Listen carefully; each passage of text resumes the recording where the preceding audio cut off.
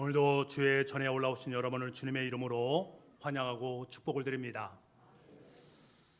현재 경제의 모습을 보게 되면 이 사람들 속에 있는 욕망을 계속적으로 부추기고 있는 것을 보게 됩니다. 우린 매일매일 수없이 많은 광고들을 접하게 되지요. 그 광고들을 보게 되면 멋진 남성과 여성을 모델로 보여주면서 이들이 사용하고 있는 상품을 함께 보여줍니다. 그리고 그 상품이 얼마나 매력적인가 하는 것을 어필을 하지요.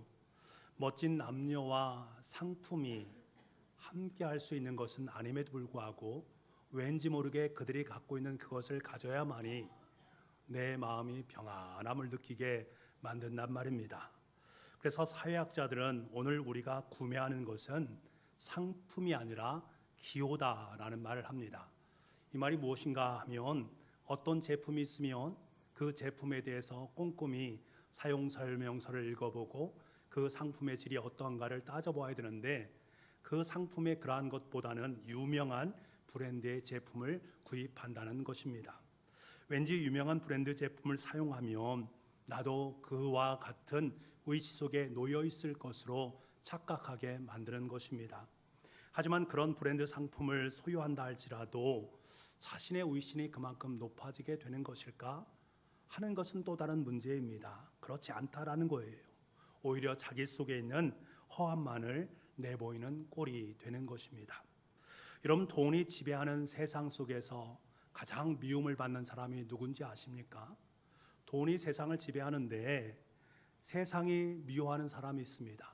그런 사람이 어떤 사람인가 하면 자신이 가지고 있는 것에 대해서 자신이 가진 것이 별로 없음에도 불구하고 내가 살아가는 것에 대해서 당당함을 느끼며 살아가는 그 사람을 세상은 싫어합니다. 지금 자신이 가지고 있는 것에 만족하면서 내가 하루하루 기쁨의 삶을 살아가는 사람, 돈이 지배하는 세상 속에서 그토록 그 사람이 밉단 말입니다. 여러분 주위 속에는 행여 내가 가진 것이 별로 없음에도 불구하고 분명히 저 사람에게는 저만한 것이 없음에도 불구하고 당당하게 자신의 삶을 귀하게 살아가는 분들을 볼 때가 있단 말입니다. 성경의 대표적인 사람으로 사도 바울을 들 수가 있는데 이 사도 바울이 빌립보서 4장 12절 말씀에 뭐라고 말했습니까? 나는 비천에 처할 줄도 알고 풍부에 처할 줄도 알아 모든 일 곧 배부름과 배고픔과 풍부와 궁핍에도 처할 줄 아는 일체의 비결을 배웠노라. 돈이 지배하는 세상 속에서 보면 이 사도 바울이 그렇게 밉단 말입니다. 가진 것도 쥐뿔 없는데 삶의 자리 속에는 당당함을 드러내고 살아가는 이 사도 바울의 모습을 보면서 굉장히 얄밉다라는 생각을 갖게 한단 말입니다. 그래서 세상은 자족할 줄 아는 이 바울의 모습을 보면서 너는 게으른 사람이야, 너는 무능한 사람이야, 그렇게 살면 세상이 알아줄 수 없어 라는 계속적인 시그널을 보내게 되는 것들입니다. 그런데 여러분, 예수님 뭐라고 말씀하셨습니까? 예수님께서는 사람은 빵으로만 사는 것이 아니라, 다시 말하면 사람은 돈으로만 사는 것이 아니라 하나님의 입에서 나오는 말씀으로 살아가는 존재다라는 것을 분명하게 선포하셨습니다.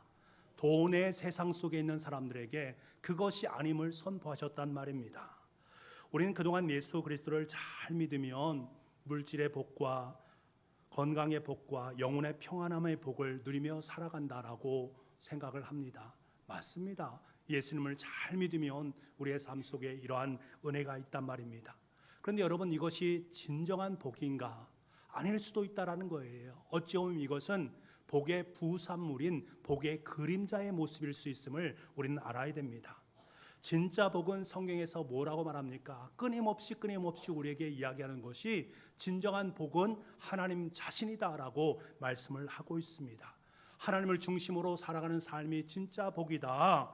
하나님의 뜻에 따라서 내 삶을 조율하고 하나님의 뜻을 이루기 위해서 내 자신을 내어놓는 그 사람이 진짜 복을 누리며 살아가는 사람이다. 그리고 나머지는 다 부산물에 해당되는 것이다 라는 것들입니다. 그런데 우리는 어떻습니까? 본과 말이 전도된 것을 보게 됩니다.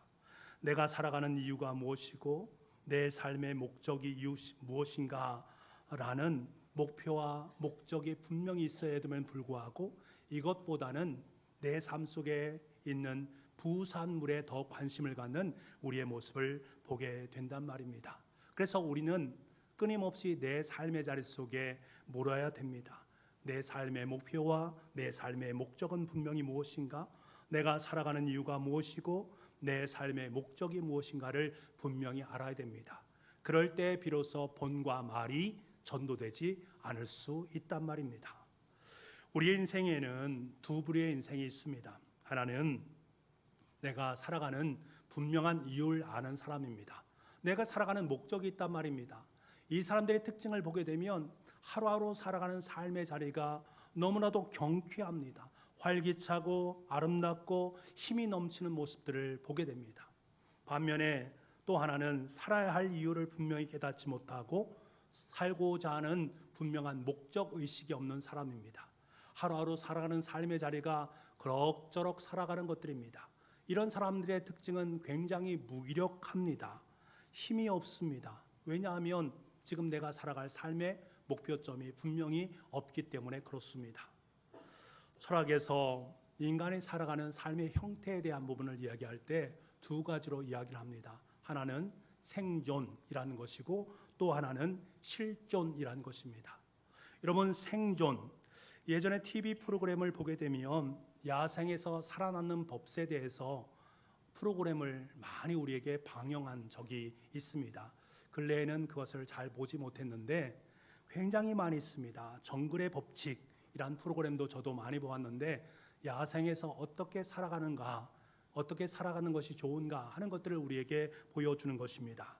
그런데 이 생존을 보면서 느끼는 것이 뭐냐면 사람들이 정말로 살아가기 위해서 부단히도 애를 쓰고 많은 수고를 하고 있구나, 그야말로 죽지 않으려고 애쓰고 수고하는구나 하는 것을 깨닫게 됩니다. 이렇게 살아가는 사람은 자신에게 주어진 환경과의 끊임없는 싸움을 싸워야 되고 그 싸움에 자신의 에너지를 다 고갈시키는 것입니다. 그렇기 때문에 무기력한 모습으로 삶을 살 수도 있단 말입니다. 어찌 보면 동물처럼 살아가는 삶의 모습이다 라고 말할 수가 있습니다. 또 하나는 실존이라는 것인데 철학에는 실존 철학이라는 것이 있지 않습니까? 여기서 말하는 실존이라는 것은 자기 자신에게 끊임없는 질문을 하는 것들을 의미합니다.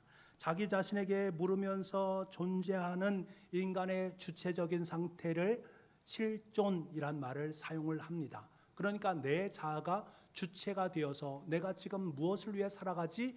라는 것을 질문한다라는 것입니다. 실존은 말 그대로 내가 실제 사는 것 같이 살아가는 것을 의미합니다. 이런 사람들의 특징을 보게 되면 왜를 묻고 그 답을 찾으려고 애쓰고 수고를 합니다. 다시 말하면 살아가는 이유를 찾고 삶의 목적을 추구하면서 하루하루의 삶을 살아가는 것들입니다. 동물에게선 볼 수 없는 사람만이 가지고 있는 아주 독특한 특징이 바로 실존이란 특징이라고 할 수가 있는 것들이지요. 여러분, 우리가 살아가면서 왜라는 질문을 해야 하는 이유가 바로 여기에 있습니다. 우리는 실존적인 존재이기 때문에 그렇습니다. 하루하루 살아가는 일상이 바쁘고 반복되는 삶이 계속적으로 되어다 보면 왜라는 질문을 상실할 때가 참 많이 있습니다. 먹고 살기도 힘들고 어려운데 왜라고 질문하는 것, 이 철학적 질문이 무슨 의미가 있는가라고 여길 때가 있단 말입니다. 그럼에도 불구하고 우리의 일상이 아무리 힘들고 어렵고 지친다 할지라도 왜라는 실존적인 질문을 끊임없이 해야만 합니다. 이것이 상실되게 되면 우리의 삶은 생존으로 전락되기 때문에 그렇습니다. 생존을 위해서 싸우는 존재가 되기 때문에 그렇습니다. 일반 짐승과 별반 없는 삶을 살아가는 것들입니다. 이렇게 되면 나는 왜 살아가야 하는지, 나의 삶의 목적은 무엇인지, 나는 어떤 목적으로 존재하고 있는지, 이러한 것에 대해서 마음속에 귀한 것을 품지 못할 수 있습니다. 여러분, 이것이 우리의 삶 속에 얼마나 안타까운 일입니까? 내가 지금 삶을 살아가는데 살아가는 그 이유도 모르고 목적도 상실한 채 살아간다면 이처럼 비극적인 인생이 어디에 있겠느냐 말입니다. 내 삶의 의미가 부여되어지고 그 의미 속에서 하루하루의 삶을 기쁨과 감사로 살면 얼마나 좋겠습니까만, 그렇지 못한다면 이것이 참 큰 비극이 될 수밖에 없는 것입니다. 그래서 우리는 질문을 진지하게 해야 됩니다. 나는 과연 어떠한가? 나는 삶의 이유를 분명히 기억하고 있는가? 내가 살아가는 삶의 목적은 분명히 있는가? 내가 분명히 삶의 의미를 충만하게 누리면서 하루하루의 삶을 살아가고 있는가 하는 것에 대한 진지한 질문을 해봐야 됩니다. 여러분, 사람은 누구나 목적 지향적인 인생을 살고 있습니다. 살아가는 목적이 있단 말입니다. 학생들이 열심히 공부하는 이유는 내가 원하는 대학에 들어가기 위함입니다. 직장인들이 열심히 직장에서 최선을 다하는 목표는 진급을 하기 위함이지요. 하루하루 내가 건강을 위해서 열심히 살아가는 그 이유는, 운동을 하는 그 이유는 건강을 찾기 위한 것 아니겠습니까?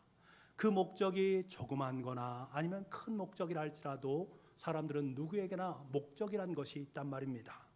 마찬가지로 내가 그리스도인의 삶을 산다라는 것은 우리에게 분명한 삶의 목적이 있다라는 사실입니다. 그 목적이 무엇이란 말입니다. 미국의 유명한 신학자 중에 폴 tilli히라는 신학자가 있습니다. 이 폴 tilli히 신학자는 신학을 하는 분명한 이유가 있는데, 그 이유가 무엇인가 하면 궁극적인 관심으로 말미암은 신학적인 학문을 한다라고 말을 합니다. 궁극적인 관심, ultimate concern 이란 말이지요. ultimate, 원초적인 concern, 관심사라는 거예요. 궁극적이고 가장 원초적인 관심을 갖는다라는 사실입니다. 인간은 어느 누구나 궁극적으로 그 내면에 원초적인 관심사항이 있다라는 거예요. 굉장히 궁극적으로 막 알고 싶은 그러한 것들이 우리의 삶 속에 있다라는 것입니다. 인간이 가지고 있는 모든 관심, 저 깊은 곳에 내재하고는 그 관심이 바로 원적 관심, 궁극적 관심인데, 그 관심이 어디와 연결되어 있는가? 하나님을 향한 관심이라는 거예요. 신학자가 그렇게 이야기를 하고 있습니다. 인간이라면 그 누구나가 종교적 관심을 갖고 있는데, 그 종교적 관심은 하나님과 잇대일 수밖에 없다라는 것이 결론적인 이야기입니다. 이 사실을 잘 알고 있던 전도서 쓴 솔로몬은 전도서 3장 11절 말씀에 사람들에게는 영원을 사모하는 마음을 주었다. 모든 사람들의 마음 속에는 영원을 향하는 마음이 있다라는 거예요. 그러니까 내가 삶을 살아간다라고 말하는 사람은 궁극적으로 영혼과 잇대일 수밖에 없다라는 사실입니다. 그 영혼은 하나님과 관계성을 가질 수밖에 없다라는 것입니다. 오늘 우리는 인생의 목적을 분명히 깨닫는 것이 참 중요합니다.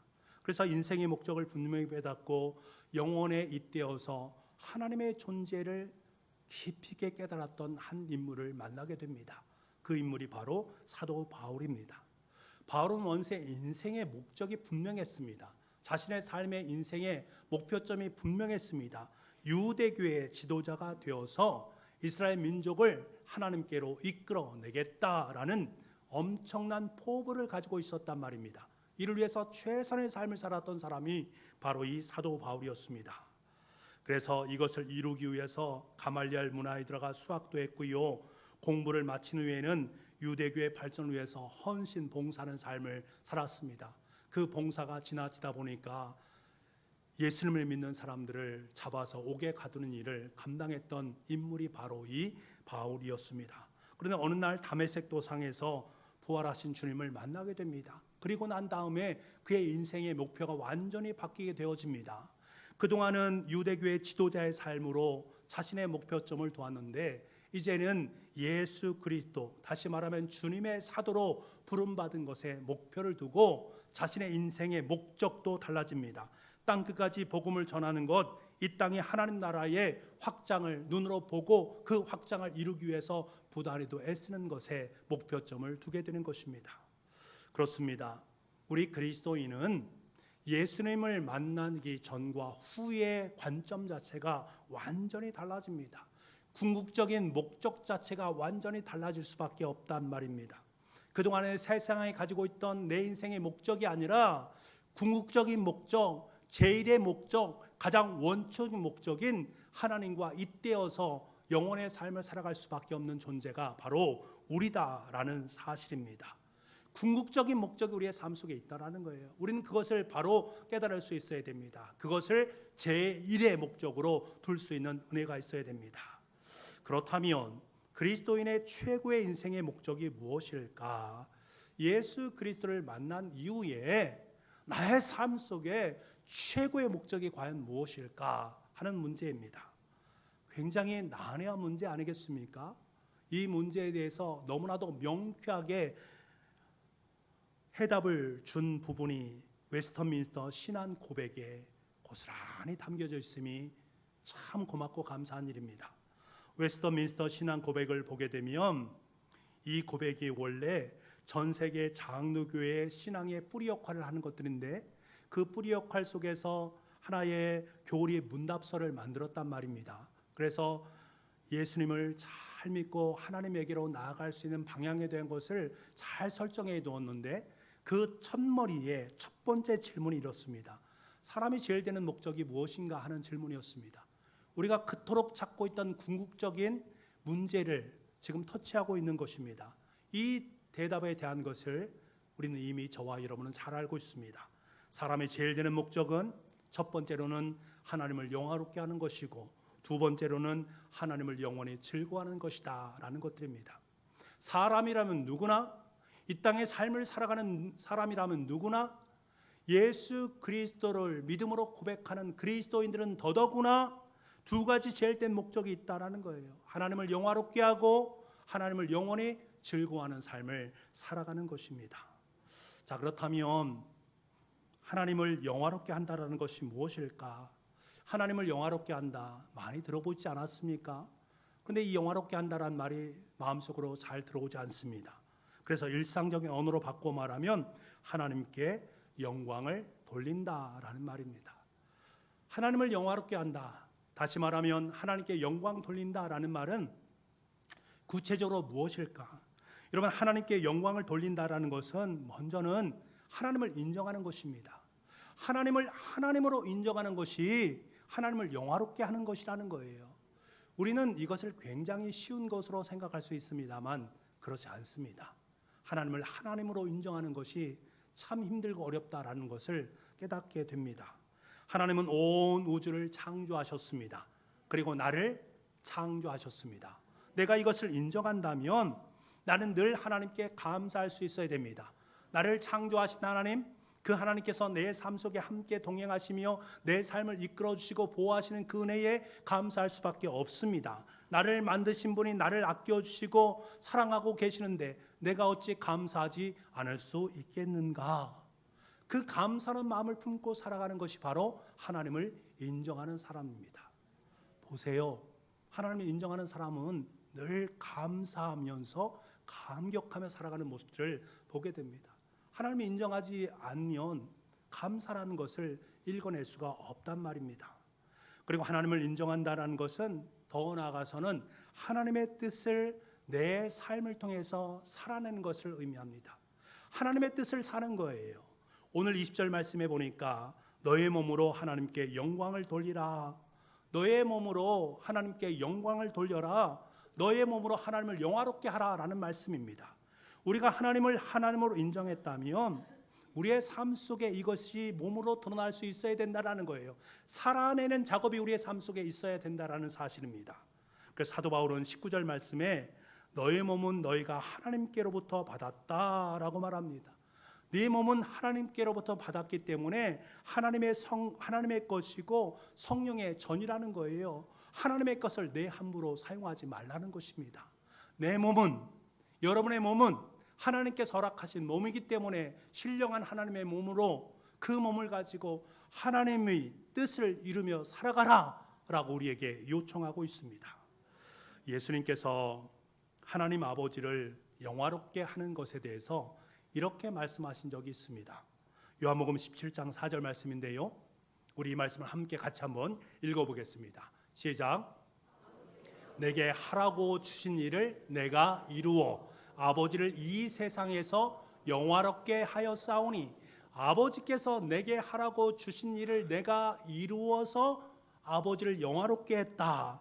그러니까 예수님은 하나님을 영화롭게 하는 것이 무엇입니까? 하나님 아버지께서 내 삶 속에 허락하신 일, 그 일을 내 몸을 통해서 행하는 그것이 하나님을 영광스럽게 하는 것이다 라고 고백을 하고 있는 것입니다. 예수님은 자신의 몸을 통해서 하나님께 영광 돌리는 삶을 살았습니다.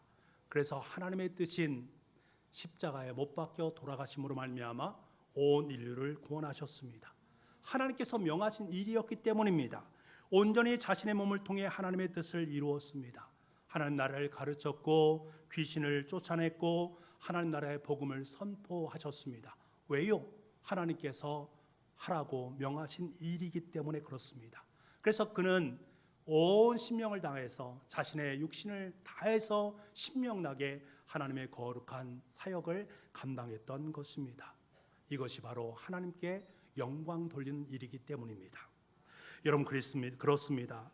우리가 하나님께 영광 돌린다라고 생각하면 거창한 것을 생각할 수 있습니다. 와, 하나님께 영광 돌리고 하나님을 영화롭게 한다라는 것은 거대 담론이다. 큰 담론에 대한 이야기를 말하는 것처럼 여겨집니다만 사실은 그렇지 않습니다. 매우 간단합니다. 하나님께서 여러분의 삶 속에 허락하신 그 일에 최선을 다하는 것입니다. 현재 여러분이 지금 살아가고 있는 삶에 최선을 다하는 것입니다. 여러분이 살아가는 일터에서 최선을 다하는 것, 그것이 바로 하나님께 영광을 돌리는 것입니다. 선생님이시면 선생님으로 학생을 열심히 가르치면 됩니다. 사업을 하시는 분은 사업을 위해서 열심히 하시면 됩니다. 가정주부는 가정에서 열심히 하나님의 거룩한 사역을 감당하면 됩니다. 직장인들은 직장에서 최선을 다해서 살아가면 됩니다. 이것이 하나님께 영광을 돌리는 일입니다. 우리는 모두 하나님의 영광을 돌리는 일을 지금 하고 있는 거예요. 그런데 문제는 중요한 것이 있습니다. 문제는 자신에게 맡겨진 일에 최선을 다하긴 다하는데 왜 내가 이 일에 최선을 다하고 있는가? 그 사실을 분명히 하라는 거예요.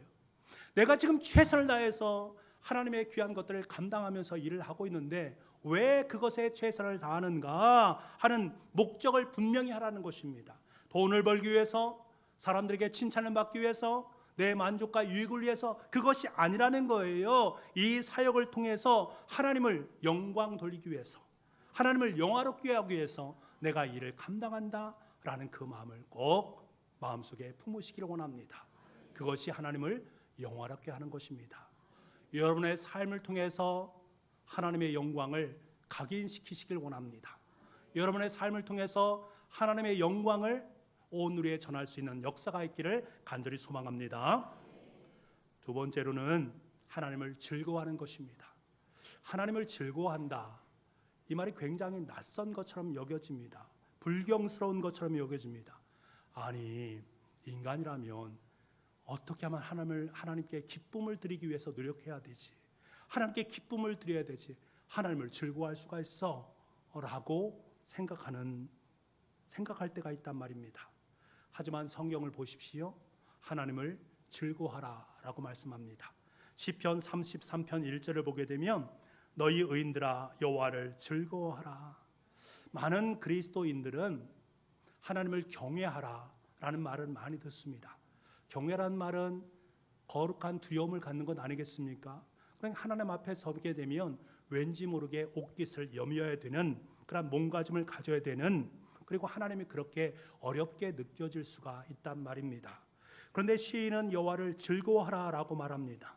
하나님을 경외하는 것에서 더 나아가서 하나님을 즐거워하는 삶을 살아가라는 거예요. 하나님을 생각하는 것이 즐겁고 하나님께 나아가는 것이 즐겁고 하나님을 위해서 무엇인가 하는 것이 즐거운 삶을 살아가라라고 우리에게 말씀하고 있습니다. 여러분 분명히 기억하십시오. 인생의 제일 된 목적은 하나님을 즐거워하는 것입니다. 하나님을 기뻐하는 것입니다. 하나님을 기쁘시게 해라 이것이 아니라 하나님을 기뻐하라 라는 말입니다. 이 둘 사이는 엄청난 차이를 갖습니다.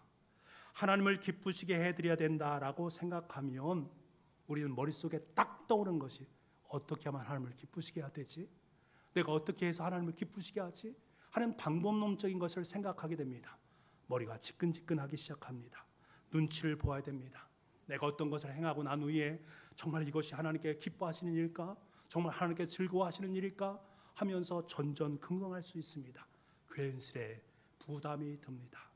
하지만 여러분, 하나님을 즐거워하는 것은 이것과는 사뭇 다릅니다. 생각해 보세요. 내가 정말로 사랑하는 그 사람과 데이트를 합니다. 서로 만나죠. 함께 영화도 보고 함께 시간을 보냅니다. 그래도 시간이 없다라고 말을 하지요. 하루 종일 함께 있는데도 언제 우리가 시간이 다 지났나 알 수 없을 만큼 또 저녁에 헤어질 때 되면 뒤를 돌아보고 안녕, 또 뒤를 돌아보고 안녕, 계속적으로 인사를 합니다. 그리고 저녁에 들어가선 카톡 계속적으로 카톡을 통해서 아니면 영상 통화를 하는 모습들을 보게 됩니다. 왜 그렇게 하는 걸까요? 함께 있는 것이 즐겁기 때문입니다. 음식이 맛있어서가 아니라, 영화가 재밌어서가 아니라, 경치가 아름다워서가 아니라 함께 있는 그 사람이 정말 좋아서 그런 것입니다. 이 두 사람에게는 서로 함께 있는 것, 아니 서로의 존재가 가장 최고의 기쁨이요 즐거움입니다. 여러분, 우리가 하나님을 즐거워한다라는 것도 이와 마찬가지입니다. 하나님과 함께 있는 것이 좋은 거예요. 기도하는 것도 좋고요, 찬양하는 것도 좋습니다. 예배하는 것도 너무나 좋은 것입니다. 그래서 찬송가 85장 1절에 보게 되면 이런 가사가 있습니다.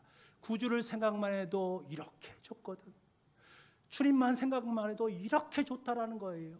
주의 얼굴 배울 때에 얼마나 좋으랴. 주님의 얼굴을 뵙고 주님과 함께 동행하면 이보다 더 큰 행복이 없다라는 것을 우리가 알 수 있단 말입니다. 제가 좋아하는 찬양, 국악 찬양 비슷한 찬양이 있는데 우리가 함께 조금 이따 부를 찬양인데, 예수님이 좋은 걸 어떡합니까? 라는 복음성가입니다. 예수님이 좋은 걸 어떡합니까? 이 말 속에는 이미 예수님이 너무나 좋은 거예요. 너무나 좋아서 안절부절하지 못하는 그것을 이야기하는 것입니다. 예수님이 좋은 걸 어떡합니까? 예수님이 좋은 걸 어떡합니까? 세상에 어떤 것도 비길 수 없네. 예수님이 좋은 걸 어떡합니까? 날 위해 십자가를 지신 예수님, 예수님이 좋은 걸 어떡합니까? 저는 이 찬송을 부를 때마다 엄마 아빠 옆에서 엄마 아빠의 그 모습을 보면서 너무너무 기뻐하고 있는 어린 아이를 만나게 됩니다. 그리고 마찬가지로 예수님이 너무나 좋아서 세상이 그 어떤 것보다 비교할 수 없는 그 예수님이 너무나 좋아서 그 예수님과 함께하는 것이 너무나 기뻐서 어쩔 줄 몰라 하는 우리 성도들을 만나게 됩니다. 주님만 생각해도 입가에 미소가 떠오르고, 주님의 십자가만 생각해도 너무나 감격스러워서 눈물을 흘릴 수밖에 없고, 주님의 말씀만 들어도 심쿵해서 밤잠을 설칠 수밖에 없는 그러한 기쁨과 즐거움이 우리의 삶 속에 있어야 됩니다. 왜요? 주님은 내게 더할 수 없는 기쁨이 되기 때문에 그렇습니다. 여기서 중요한 것은, 이렇게 주님을 즐거워한다는 것은 우리 인생의 제일된 목적이 되어져야 된다는 사실입니다. 내 인생의 제일된 목적, 하나님을 영광스럽게 하고 하나님을 즐거워하는 것, 그분이 있음으로 말미암아 너무나 행복한 것, 여러분의 삶의 목적이 될 수 있기를 간절히 소망합니다. 우린 지금 러브이로삼 전도잔치를 준비하고 있습니다. 이를 위해서 온 교우들이 사랑하는 한 영혼을 위해서 기도하고 전도하면서 하나님의 도우심을 구하고 있습니다. 우리가 왜 이렇게 열정적으로 기도하고 전도하면서 하나님의 도우심을 구하고 있는 것입니까? 그것이 하나님의 뜻이고 하나님 마음이 그곳에 있기 때문에 그렇습니다. 하나님을 영화롭게 하는 삶, 하나님의 영광을 위한 삶은 무엇을 통해서 이루어지는가? 전도를 통해서 이루어집니다.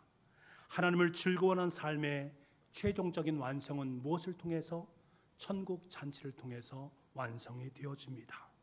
이를 하나님께 기뻐하시는 거예요. 그래서 저와 여러분을 이를 위해서 보내주신 것입니다. 여러분의 삶을 통해서 하나님께 영광 돌리는 것이 얼마나 크고 놀라운 은혜인가를 만방에 알리시기 위해서 여러분에게 사지백체를 허락하셨고, 하나님을 즐거워하는 삶이 너무나 기쁨과 행복이 넘쳐서 어쩔 줄 몰라 하는 그것을 천국 잔치를 통해서 우리에게 배설하여 주셨단 말입니다. 우리는 이미 그것을 경험하고 느끼고 있습니다. 너만 그러지 말라는 거예요. 너의 사랑하는 이웃에게도, 내 사랑하는 자녀에게도, 내 사랑하는 남편과 아내에게도 그 기쁨을 함께 나누라고 우리에게 러브로삼 전도잔치를 허락해 주셨습니다. 남겨진 한 주간 최선을 다해서 하나님께 영광 돌리고 하나님을 즐거워하는 삶을 살아갈 수 있는 저와 여러분 되시길 바랍니다. 그리고 최선을 다해서 믿지 않는 영혼들에게 인생의 참된 목적인 하나님에게로 그들의 삶을 인도할 수 있는 복된 역사가 있기를 간절히 소망합니다.